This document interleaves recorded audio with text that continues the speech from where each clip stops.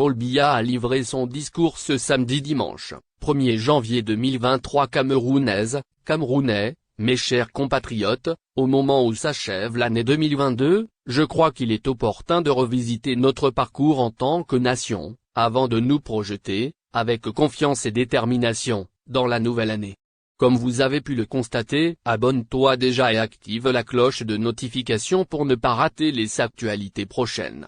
Comme tant d'autres, a continué de faire face, en 2022, à des chocs exogènes.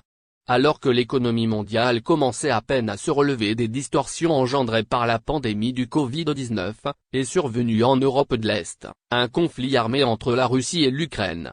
La guerre entre ces deux grands pays a entraîné de profondes perturbations dans les circuits d'approvisionnement du marché mondial en produits de grande consommation, tels que les céréales, le pétrole brut et le gaz. Les dysfonctionnements du commerce international, qui en ont découlé, ont également provoqué des pénuries de certains biens manufacturés et autres denrées de première nécessité, combinées à une hausse généralisée des prix.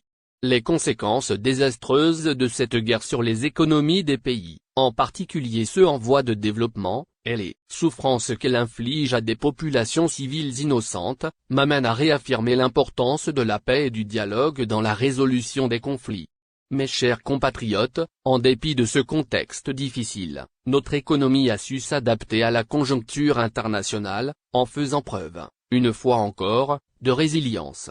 Son taux de croissance a enregistré une légère progression, situant autour de 3,8%, contre 3,6% en 2021. L'inflation est restée raisonnable, bien en dessous de la moyenne mondiale.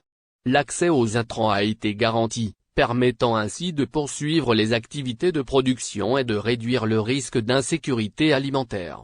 Tout cela a été possible grâce aux mesures vigoureuses mises en œuvre par le gouvernement.